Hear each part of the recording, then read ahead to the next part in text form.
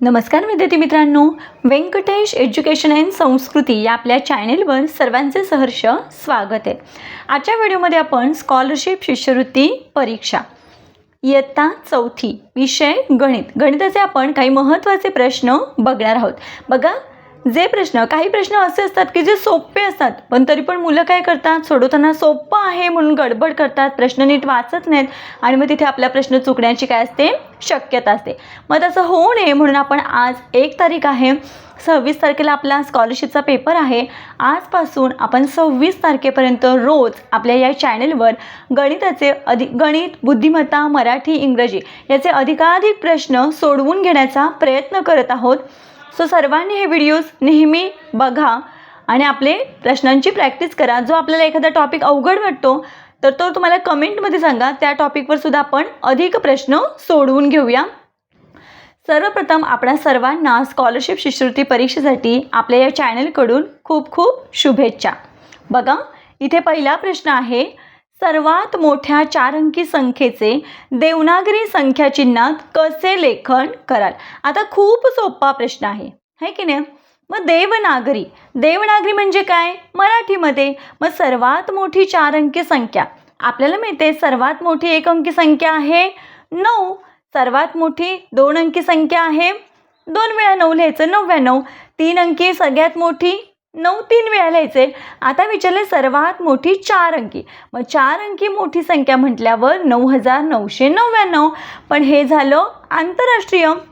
आपल्याला देवनागरीमध्ये सांगितलंय, म्हणजेच मराठीमध्ये अंक सांगितलेले आहेत। देवनागरी म्हणजे मराठी भाषा।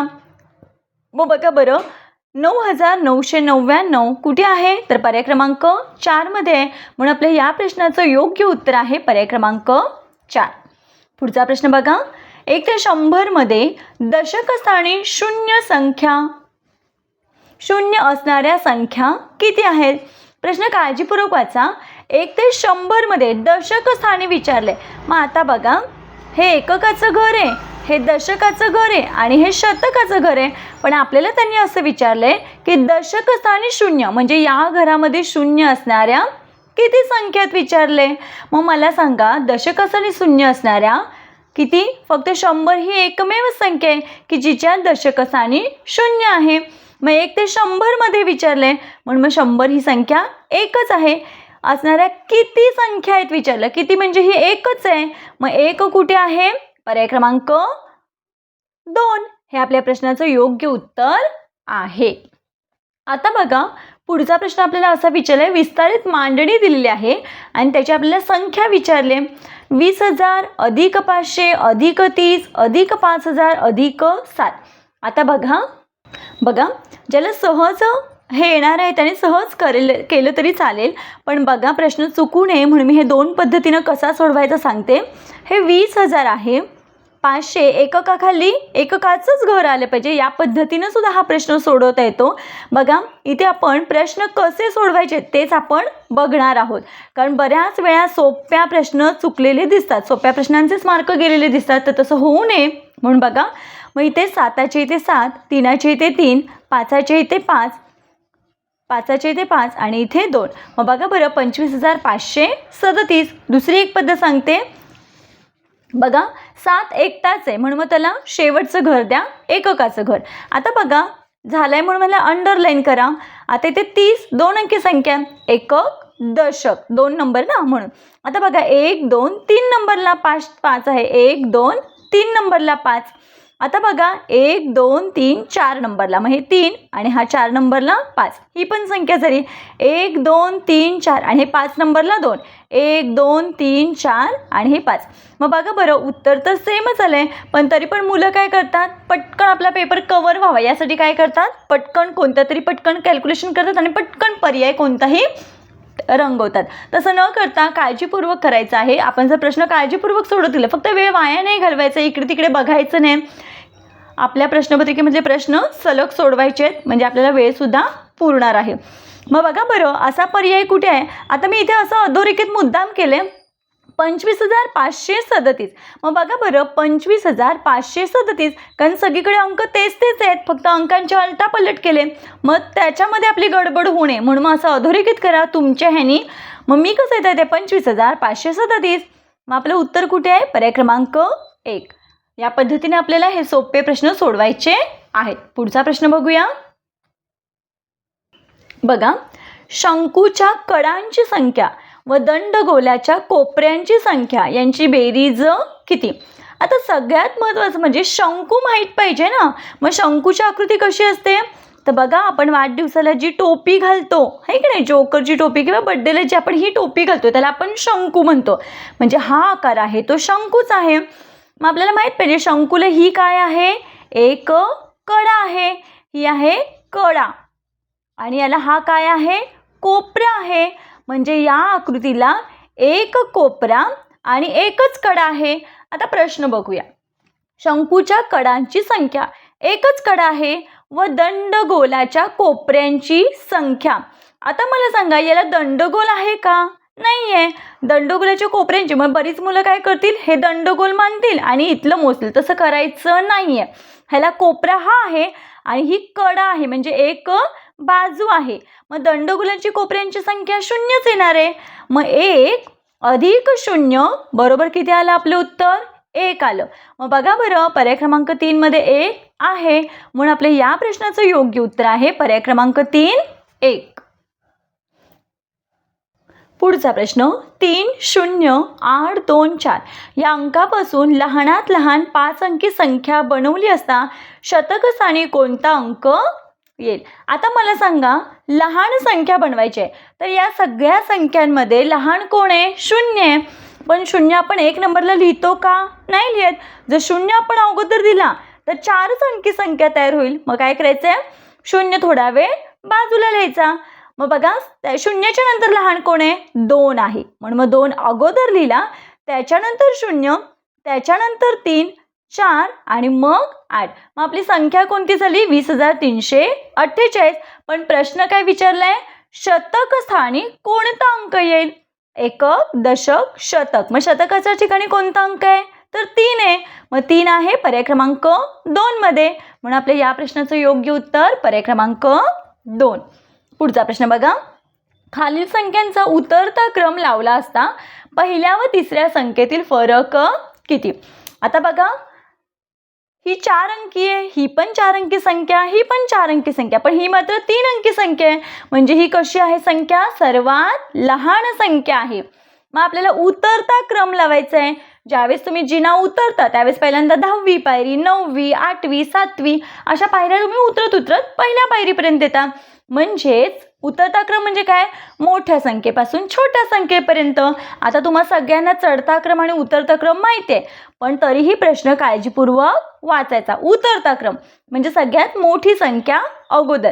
मग बघा बरं, सगळ्यात मोठी संख्या आहे बघा या तिघांमध्ये. आता इथे 5 पहिला नंबर मोठा आहे ना, म्हणून मग 5,435 ही मोठी संख्या झाली. त्याच्यानंतर 4 आणि 1 मध्ये 4 मोठी आहे. संख्यांचा लहान मोठेपणा ठरवताना आपण पहिली संख्या बघतो. मग 4,508 3 नंबरला आणि नंतर 1,217 आणि शेवट नंबरला 997. हा झाला उतरता क्रम. विचारले काय? पहिल्या व तिसऱ्या. मग पहिली संख्या ही आणि तिसरी संख्या ही यांच्यातील काय विचारलाय? फरक विचारलाय. फरक म्हणजेच काय? वजाबाकी. मग बघा बरं, 5,435 मधून 1,217 वजा करूया. 5तून 7 जात नाहीत, आपण काय करतो? हातचा घेतो. 15तून 7 गेले, 8 राहिले. 2तून 1 गेला, 1 राहिला. 4तून 2 गेले, 2 राहिले. 5तून 1 गेला, 4 राहिले. मग आपलं उत्तर काय आलंय? 4,218. मग बघा बरं, 4,218 पर्याय क्रमांक 3 मध्ये आहे. म्हणून आपल्या इथे या प्रश्नाचं योग्य उत्तर पर्याय क्रमांक 3. आता बघा, 23,241 व 4,051 यांची बेरीज किती? इथे पण लिहिताना काय करायचं आहे? एकाखाली एक मांडून घ्यायचं. 23,241 आणि 4,051 आणि यांची काय करायची आहे? बेरीज करायचं आहे. बघा, तुम्ही किती जरी हुशार असला तरी प्रश्न सोडवताना काळजीपूर्वकच सोडवायचा. एक स्टेप करावी लागेल तरीही चालेल, काही हरकत नाही, कारण ते 2 मार्क आपला स्कोअर वाढवणारे असतात. बघा, 1 आणि 1 2, 5 आणि 4 9, 2 2, 3 आणि 4 7 आणि हे 2 2.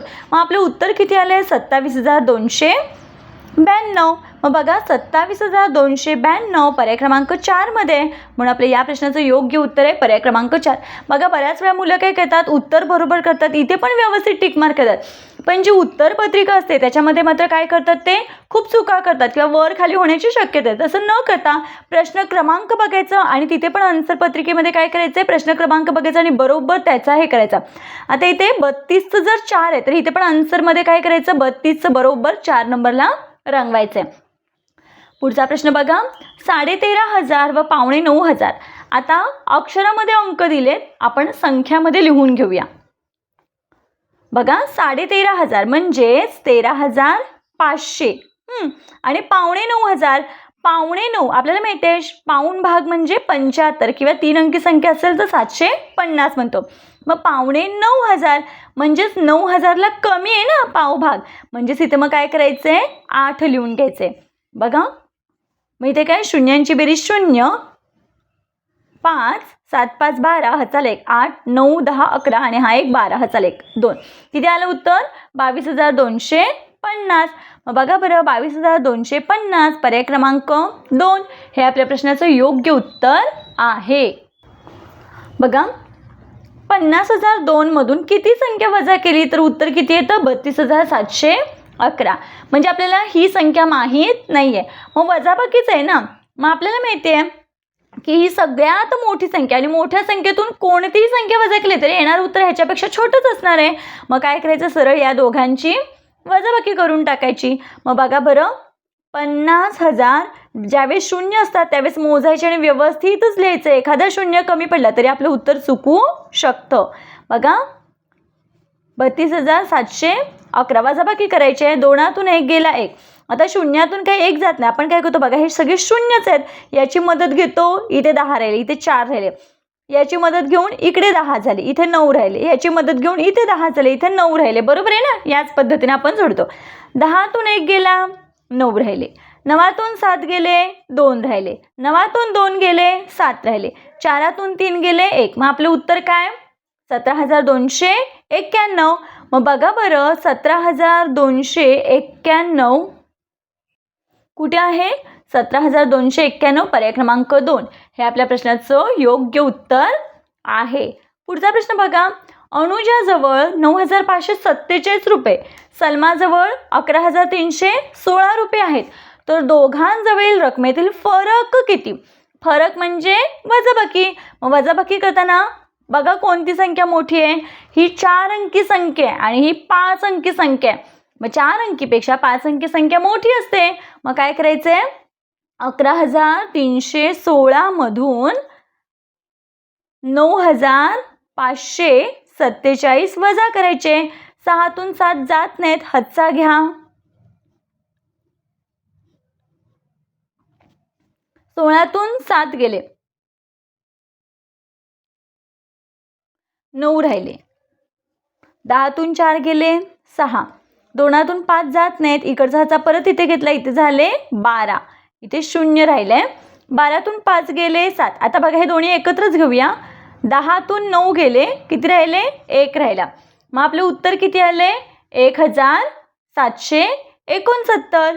मग बघा बरं, 1,769 पर्याय क्रमांक 4 मध्ये आहे. म्हणून आपल्या या प्रश्नाचं योग्य उत्तर पर्याय क्रमांक 4. पुढचा प्रश्न पण बघा, वजाबाकीचाच आहे. 85,018 वजा 3,007. मग बघा बरं, एकाखाली 1 मांडले, 8तून 7 गेला 1 राहिला, 1तून 0 गेला 1च राहिला, शून्यांची वजाबाकी 0, 5तून 3 गेले 2 आणि हे 88 8. बघा मग आपलं उत्तर किती आलंय? 82,011.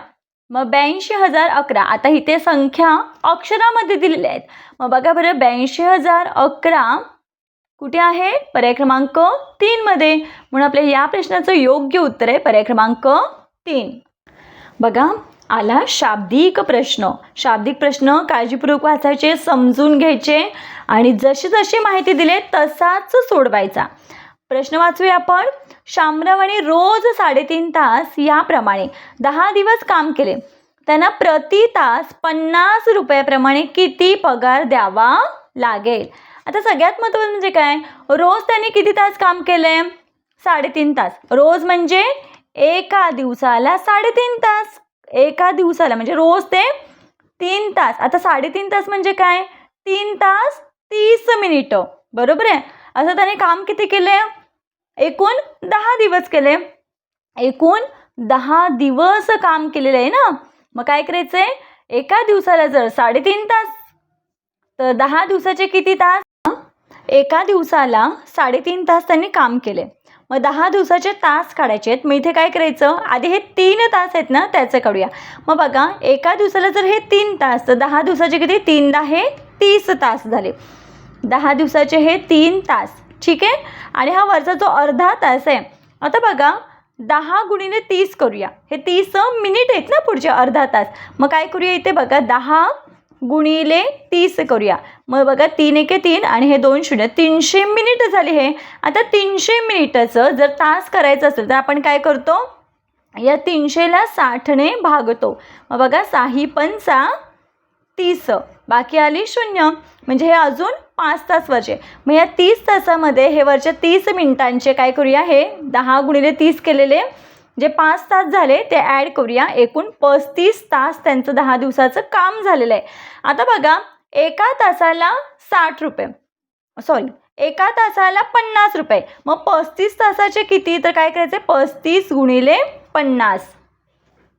मग बघा यांचा गुणाकार करूया. 0 आहे तो थोडा वेळ बाजूला ठेवूया किंवा इथे लिहून घेऊया. आता बघा 5 5 25, 5 2, 5 3 15, 16 17. मग आपलं उत्तर किती आले, 1750 रुपये. मग त्यांना त्या 35 तासांचे म्हणजेच 10 दिवसाचे एकूण किती रुपये पगार द्यावा लागेल, तर 1750. मग बघा बरं, 1750 कुठे, पर्याय क्रमांक 2 मध्ये आहे. म्हणून आपल्या या प्रश्नाचं योग्य उत्तर आहे पर्याय क्रमांक 2. बघा पुढचा प्रश्न, भाजक 14, भागाकार 72 आणि बाकी 11 असेल तर भाज्य किती? आता बघा इथे भाज्य विचारले. सगळ्यात महत्त्वाचं म्हणजे बघा इथली संख्या असते ती भाज्य असते. येणारं उत्तर म्हणजे काय असतो, भागाकार असतो. आणि इथली जी संख्या म्हणजे ज्याने भागतो ते काय असतं, भाजक असतं. आणि खाली राहणारी शिल्लक म्हणजेच बाकी. आता दिलेलं काय काय आहे, तर बघा भाजक दिलाय 14, भागाकार दिलाय 72 आणि बाकी दिले 11. म्हणजे आपल्याला भाज्य काढायचं आहे. मग बघा ज्यावेळेस आपल्याला भाज्य विचारतात त्यासाठी सूत्र काय वापरायचंय, भाज्य बरोबर भाजक गुणिले भागाकार अधिक बाकी. बघा या दोघांचा गुणाकार आणि या गुणाकारामध्ये ही बाकी मिळवायची म्हणजे आपलं येणारं उत्तर म्हणजेच भाज्य. आता भाजक किती आहे, 14. भाजक आहे 14 गुणिले भागाकार आहे 72 अधिक बाकी 11. आता इथे पदावलीच तयार झाली, आपण सोडवूया. बघा बघा 14 दुने 28, हाताला आले 2, 14 7 98 आणि हातचा 2 99 100. मग इथं उत्तर किती आलं, 100 म्हणजे सॉरी 1008 आलं. आणि अधिक 11 आपल्याला मिळवायचे आहेत. मग बघा आडवीच बेरीज करूया. 8 आणि 1 9, 81 शून्याच्या इथे काहीच नाही, इथे पण 81. मग आपलं उत्तर किती आलं आहे, 1019. मग बघा बरं पर्याय क्रमांक 1 मध्ये 1019 आहे म्हणून आपलं भाज्य आहे 1019. पर्याय क्रमांक 1 हे आपल्या प्रश्नाचं योग्य उत्तर आहे. बघा या पद्धतीने आपण आजच्या व्हिडिओमध्ये स्कॉलरशिप शिष्यवृत्ती परीक्षा इयत्ता 4थी गणिताचे प्रश्न कसे सोडवायचे यावरचे काही महत्त्वाचे प्रश्न आपण आजच्या व्हिडिओमध्ये सोडवून घेतलेले आहेत. आशा करते आपण सर्वांना व्हिडिओ आवडला असेल. व्हिडिओ आवडल्यास लाईक शेअर सबस्क्राईब. आजचा व्हिडिओ कसा वाटला ते कमेंटमध्ये नक्की सांगा. भेटूया पुढच्या व्हिडिओमध्ये. तोपर्यंत नमस्कार. थँक्यू.